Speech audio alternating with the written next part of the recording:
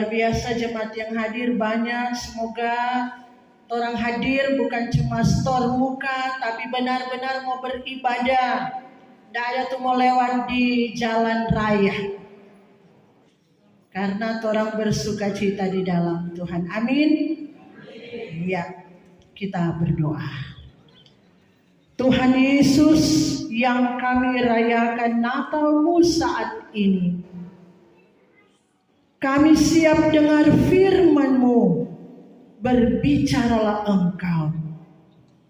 Firman kehidupan yang menghidupkan kami. Amin. Matius pasal 1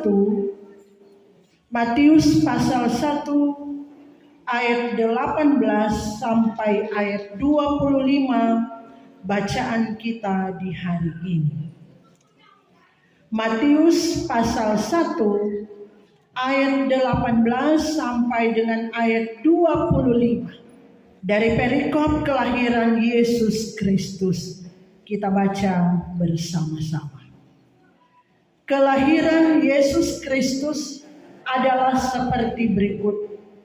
Pada waktu Maria ibunya bertunangan dengan Yusuf, ternyata ia mengandung dari Roh Kudus sebelum mereka hidup sebagai suami istri.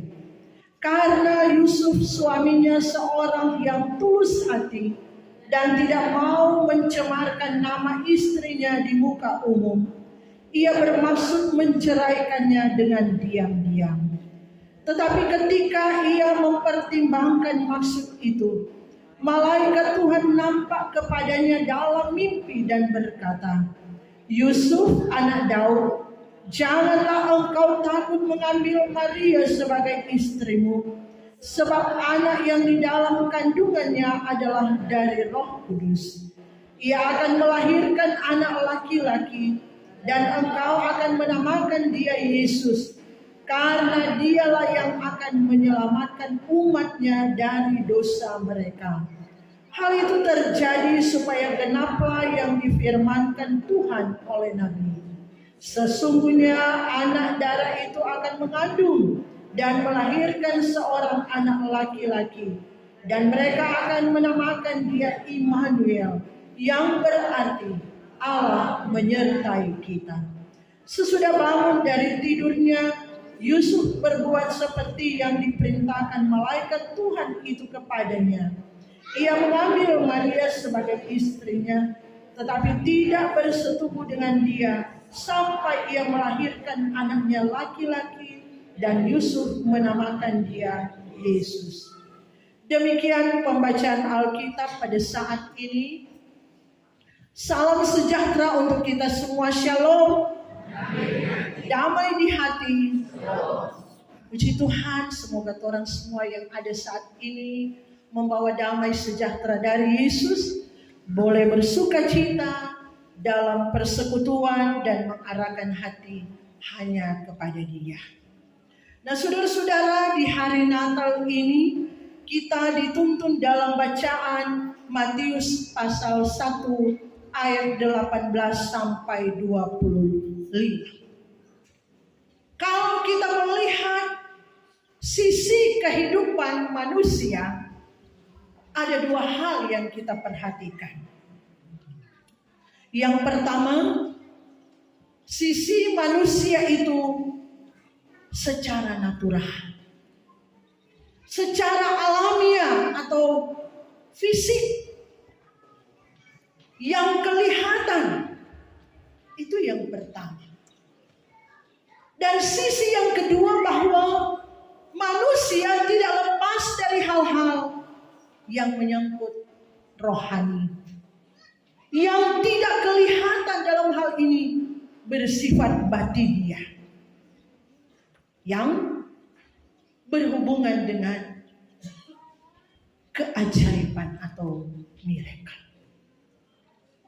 Nah, saudara-saudara, orang-orang yang sungguh percaya kepada Tuhan harus mengalami hal-hal ini.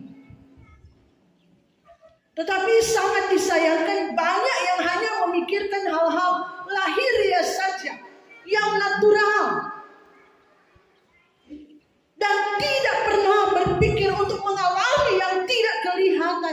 hal yang batinia, hal yang supranatural, atau dalam hal ini hidup bersama dengan Tuhan. Nah, saudara-saudara yang dikasihi Tuhan, walaupun orang menyadari bahwa tidak selamanya orang-orang yang hidup dengan Tuhan perlu mengalami hal-hal yang spektakuler. Tidak semua. Tetapi sekalipun dia tidak mengalami hal-hal yang spektakuler, dia benar-benar merasakan bahwa Tuhan itu ada dalam hidupnya. Bahwa Tuhan itu selalu bersama dengan dia. Tiap saat, tiap waktu, tiap hari kehidupannya. Sebab nama Tuhan Yesus identik dengan Immanuel, Allah beserta kita. Nah, karena itu orang Kristen kalau tidak merasakan dan tidak menikmati Tuhan, maka ia bukan orang Kristen yang sejati. Karena orang Kristen yang sejati identik dengan Allah beserta kita. Saya harap orang semua di sini mengalami itu. Saya harap jemaat Sion Sendangan mengalami itu, merasakan hadirat Tuhan setiap hari dalam kehidupannya. Walaupun mungkin tingkatannya berbeda-beda. Misalnya ada orang-orang tertentu yang bisa melakukan mujizat besar. Jangan orang katakan kenapa dia boleh, kita nih boleh. Tuhan memberi talenta berbeda-beda kepada anak-anaknya. Dan tentu pertama, Tuhan beri sesuai dengan kualitas rohani kita. Dan kedua, sesuai dengan ukuran takaran pemberian Tuhan. Mari kita lihat dalam bagian bacaan ini tentang Yusuf dan Maria. Yusuf, Maria, mereka juga hidup natural, mereka hidup alami.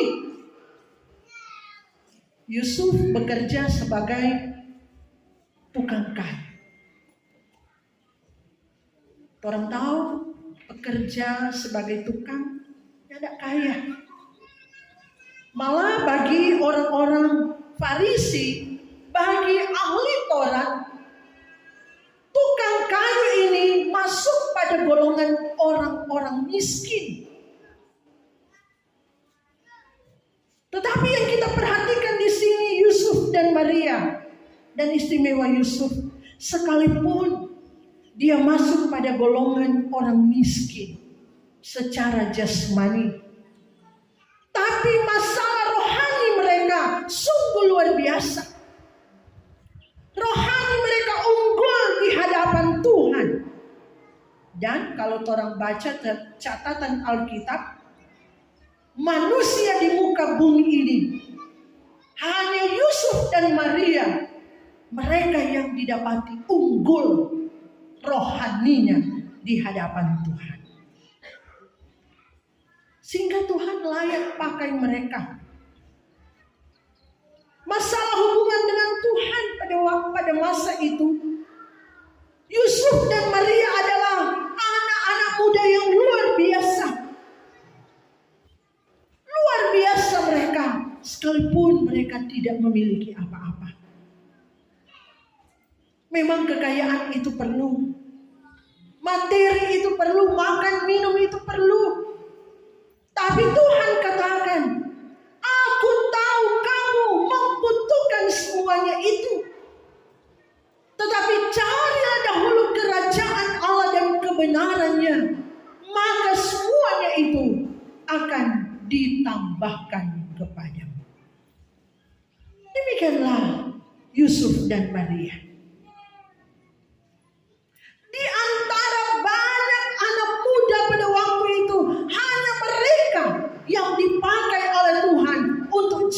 orang tua Sang Juru Selamat. Tadi malam kita sudah merenungkan Allah tidak sembarang pilih orang. Allah tidak sembarang pilih orang untuk dipakai menjadi alatnya. Dan dalam konteks bacaan ini, Yusuf dan Maria, mereka dipilih oleh Tuhan, dikunjungi oleh malaikat Tuhan. Karena apa? Karena mereka itu saleh.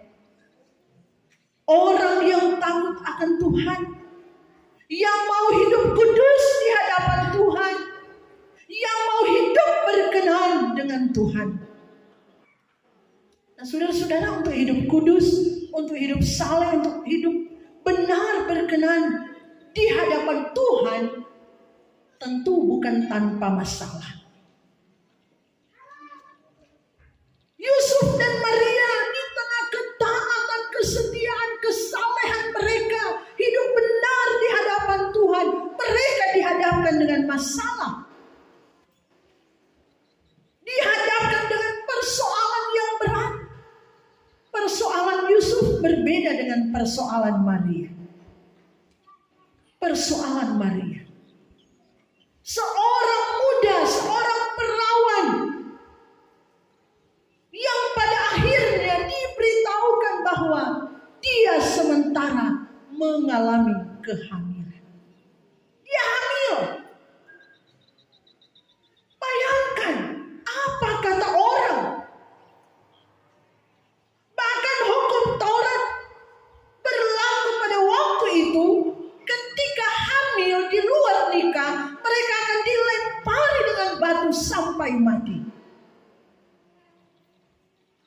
Karena dianggap berzina. Tapi hal luar biasa. Karena Maria hidup bergantung. Karena Maria hidup tunduk sepenuhnya pada Tuhan. Maka di tengah masalah, di tengah persoalan, didapati ada cara untuk mengatasi masalah itu. Dia dapat mengatasi masalah itu. Apa kata Maria? Lukas pasal 1 ayat 38. Sesungguhnya aku ini hambamu, jadilah padaku menurut perkataanmu. Maria percaya sungguh bahwa Tuhan sanggup atasi masalahnya. Maria percaya sungguh bahwa Tuhan pasti menyelesaikan masalahnya. Itu yang dia dapatkan. Di tengah ketaatan, kesetiaan, kesalehannya, dia yakin sungguh akan pertolongan Tuhan, akan kasih sayang Tuhan berlaku dalam hidupnya. Nah, begitu tentu dengan kehidupan kita. Kalau kita mau hidup benar di hadapan Tuhan, maka di saat masalah datang, yakin Tuhan pasti tolong. Di saat pergumulan datang secara bertubi-tubi, yakin Tuhan tidak biarkan, Tuhan tidak tinggalkan kita. Jangan pernah berharap kepada Tuhan. Kalau dalam kehidupan kita, kita lebih cenderung, kita lebih suka melakukan kejahatan. Jangan pernah berharap pertolongan Tuhan. Kalau orang menghadapi masalah ujian, karena orang kejahatan sendiri, anak-anak muda, jangan pernah kita berharap bahwa kita akan memperoleh pertolongan dari Tuhan. Kalau masih muda, belum nikah, orang hamil di luar nikah. Seperti masalah yang dialami oleh Maria. Anak-anak muda, nyong-nyong dan nona-nona, jaga kekudusan hidup dan biar izinkan Tuhan yang kunjungi kita berkenan di hadapan Tuhan seperti Yusuf dan Maria. Hidup kudus. Bayangkan kesempatan untuk buat dosa untuk Maria dan Yusuf besar. Tapi mereka itu takut akan Tuhan. Mereka itu benar-benar hidup di hadapan Tuhan. Sekalipun masalah besar. Lihat Maria. Dia bilang karena dia punya Tuhan. Dia yakin akan pertolongan Tuhan. Jadilah padaku menurut perkataanmu. Asal orang hidup dengan Tuhan. Orang hidup takut akan Tuhan. Tuhan pasti menolong kita.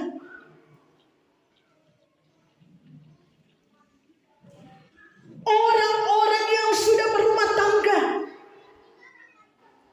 yang sudah memiliki pasangan suami, istri, jangan pernah berharap Tuhan akan tolong kita kalau dalam kehidupan kita orang yang bikin kesalahan, buat persinahan, tidak mau dikunjungi oleh Tuhan. Lebih buka peluang besar untuk dosa. Saudara-saudara, kalau kita hidup salah, hidup benar, saat kita mengalami masalah, kita tidak akan tanggung sendiri. Tuhan akan menyelesaikannya. Seperti yang dialami oleh Maria. Demikian juga yang dialami oleh Yusuf. Didapati Yusuf adalah seorang pemuda yang salah, yang benar. Tapi masalah besar dia hadapi. Coba pikir. Apa yang ada dalam pikiran Yusuf ketika dengar Maria mengandung, hamil. Dalam pikiran Yusuf, orang yang kita sayangi tiba-tiba hamil. Yusuf ini seorang yang takut Tuhan. Sehingga langkah terakhirnya dia berpikir, lebih baik kita akan ceraikan dia. Karena waktu itu dikatakan mereka bertunangan. Tapi masih menjaga kekudusan hidup karena belum dikuduskan oleh Tuhan. Belum dalam lembaga pernikahan. Jadi sebenarnya ini Yusuf, dia memiliki masalah. Orang yang kita sayang, kenapa dia sudah hamil? Menurut hukum pada waktu itu harus diceraikan. Harus orang yang berbuat zina harus cerai. Dan itu juga Tuhan Yesus katakan, orang yang berzina harus diceraikan. Yang berbuat zina, garis bawah itu. Di tengah masalah yang besar yang dialami oleh Yusuf, diselesaikan oleh Tuhan. Tuhan yang tidak kasih biar. Tuhan yang tidak kasih tinggal. Saudara-saudara, kalau lihat urut-urutannya, yang diselesaikan oleh Tuhan adalah pertama, masalah Maria. Tuhan datang menjumpai Maria. Tuhan kasih jalan keluar bahwa bayi yang dikandungnya itu adalah dari Roh Kudus. Itu jalan yang diberi oleh Tuhan. Kemudian Yusuf, Tuhan Allah datang kepada dia dan menyampaikan bahwa Maria itu mengandung bukan karena hasil persinahan, tapi buah dari Roh Kudus. Demikian dengan kita. Kalau kita berusaha hidup kudus, saat ada ujian, saat ada cobaan, saat ada masalah, Tuhan pasti akan campur tangan. Tuhan melawan kita. Tuhan tidak biarkan kita. Tadi dikatakan, Yesus itu identik dengan Allah Immanuel. Di tengah berbagai masalah, pergumulan, persoalan, kesulitan, ketidakberdayaan, yakin Allah beserta kita. Allah serta kita. Kita siapa? Kita siapa? Tadi malam orang merenungkan firman Tuhan. Kita siapa? Bagi yang berkenan kepadanya. Bagi yang berkenan kepadanya. Sebesar apapun pergumulan kita kalau dengan Tuhan. Sekali lagi Tuhan tidak biarkan. Tuhan bela anak-anaknya. Dan ketika kita mengalami pergumulan, kita akan hadapi itu tidak melampaui batas kemampuan kita. Tuhan akan memberi jalan keluar. Bagi setiap anak-anaknya. Bagi setiap yang berkenan kepadanya. Seperti dalam 1 Korintus 10 ayat 13. Dan karena itu saudara-saudara, yang paling utama, Yesus sudah lahir. Yesus datang sebagai manusia. Ayatnya yang ke-21. Ia akan melahirkan anak laki-laki dan engkau akan menamakan dia Yesus. Karena dialah yang akan menyelamatkan umatnya dari dosa mereka. Dia yang akan menyelamatkan umatnya dari dosa mereka. Yesus datang untuk menyelamatkan kita dari segala dosa kita. Dan dosa itu adalah musuh utama manusia. Dosa. Banyak orang tidak fokus dalam menjalani kehidupan. Banyak orang tidak pernah memikirkan masalah dosa. Sekali lagi orang lebih beranggap apapun yang dia lakukan itu biasa-biasa saja. Suatu kejahatan yang dilakukan dianggap biasa-biasa saja. Puji Tuhan, orang Sendangan aman-aman. Walaupun kejadian tadi malam di wilayah Sendangan, tapi mungkin tempe anak-anak muda tidak ada yang terlibat. Begitu anak-anak muda, orang bersyukur tadi malam ada korban yang meninggal. Aku tikam di bawah sana. Karena apa? Anggap enteng keselamatan yang Tuhan beri. Selalu berulang-ulang dikatakan orang merayakan Natal, merayakan juru selamat yang sudah menebus dosa kita. Jangan buat kejahatan, jangan buat dosa. Orang lebih suka bikin apa yang jahat. Ada korban, semoga orang pemuda-pemuda Sion Sendangan tidak ada yang terlibat. Amin pemuda-pemuda. Amin. Orang semua anak manis. Tadi malam banyak di gereja. Karena itu jangan kumpul-kumpul di hal-hal yang tidak bermanfaat. Jangan. Karena akan mengakibatkan dosa. Terus hidup dekat dengan Tuhan.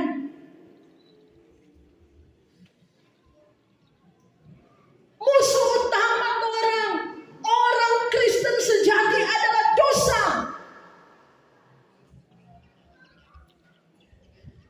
Kalau orang melihat lagi ke belakang, orang fokus pada hal-hal lahiriah. Kalau ada orang mau kawin, lebih fokus pada hal-hal lahiriah.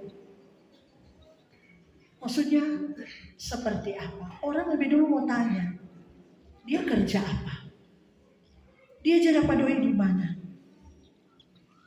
Dia ada sekolah sampai di mana? Dia orang tua punya kekayaan seperti apa? Karena kalau seperti itu, fokus pada hal-hal lahiriah yang kadang-kala membawa kepada dosa. Jarang sekali orang menyampaikan bahwa musuh-musuh utama kita adalah dosa, kejahatan. Orang lebih pada hal-hal lahiriah. Ada berapa dia punya rumah, ada berapa dia punya auto, ada berapa dia punya kekayaan. Bahkan sampai mesti kawin anak lengkali baku belante. Saudara-saudara, Yesus datang di kandang binatang. Yesus datang dibungkus dengan kain lapin. Tapi itu bukan hal yang utama. Itu hal lahiriah. Hal-hal lahiriah. Hal yang rohani adalah seperti yang kita baca tadi. Bahwa dia menyelamatkan manusia dari dosa. Dia menyelamatkan jiwa-jiwa kita. Sebenarnya kita manusia, hidup kita sudah di pintu neraka. Di pintu neraka. Tapi Yesus datang. Satu-satunya misi yang dia bawa adalah mau menyelamatkan kita dari dosa. Mau membawa kita menikmati kehidupan kekal. Sama dengan khotbah tadi malam. Mau melihat sinar kemuliaan Allah ada dalam kehidupan kita. Ini sebenarnya orang ini sudah ada di pintu maut, pintu neraka. Seperti orang yang akan tenggelam. Tapi Yesus datang mengangkat, menyelamatkan kita. Tapi ini berlaku bagi mereka yang mau, bagi mereka yang berkenan. Karena banyak orang yang tidak mau diselamatkan. Itu masalah. Kenapa banyak orang tidak mau diselamatkan? Karena mereka tidak mau dengar suara Tuhan. Memang suara Tuhan kadang-kala tajam, pedis, menusuk, menyakitkan. Banyak orang yang tidak mau dengar. Mereka lebih senang dengan dosa. Segala bentuk tipu, segala bentuk kejahatan, mabuk judi, segala bentuk kejahatan persinahan, suami istri, hidup dalam persinahan, soalnya tidak ada takut. Bentuk-bentuk kejahatan yang mengerikan membuat Tuhan sangat-sangat kecewa. Nah, saudara-saudara, karena itu kita diingatkan dalam momen merayakan Natal. Jangan lagi buat kejahatan. Karena dosa itu akan merusak. Dosa itu akan membawa pada kebinasaan. Dosa itu bikin kerusakan yang luar biasa. Apakah itu di pribadi diri sendiri, dalam hidup rumah tangga. Ketika orang hidup jauh dari Tuhan, ketika orang tidak taat setia kepada Tuhan, periksa suami atau istri atau anak, pasti keluarga akan rusak. Karena kalau ada penyimpangan, ada hal-hal yang tidak benar dilakukan, ada kejahatan, pasti sudah ada damai. Tujuan Yesus datang ke dunia adalah untuk menyelamatkan. Dan kalau kita merasa bahwa kita sudah diselamatkan, jangan buat dosa lagi. Kalau kita merasa bahwa kita sudah diselamatkan, mari hidup taat setia kepada Tuhan. Rajin-rajin masuk gereja, dengar firman Tuhan. Bagaimana orang memiliki iman kalau orang malas beribadah, malas dengar firman Tuhan? Iman muncul dari pendengaran akan firman Tuhan. Kalau cuma datang di hari Natal, kalau cuma datang di pengucapan syukur, kalau cuma datang di tahun baru, di hari Paskah, Jumat Agung, apalah artinya kekristenan kita? Apakah kita sudah diselamatkan? Dik berdoa itu nentang, apalagi mau baca Alkitab. Datang di gereja, malas. Bersekutu di kolom, bibra, banyak alasan. Di hari Natal ini mari kita berupaya, kita bertindak, ambil keputusan. Saya tidak mau buat dosa. Saya tidak mau hidup di neraka. dari dosa, kita sudah diselamatkan. Tapi Tuhan bilang, ketika Dia menyembuhkan banyak orang dalam karya pelayanannya, Dia bilang, pergilah, jangan berbuat dosa lagi. Jangan berbuat dosa lagi. Kadang orang beralasan, cuma kok dosa kecil, cuma kok kecil tak ada beki, cuma ada maraju sedikit. Kita kok tidak senang dengan ini, kita tidak senang dengan itu, kita ada maraju sedikit. Dosa besar, dosa kecil sama.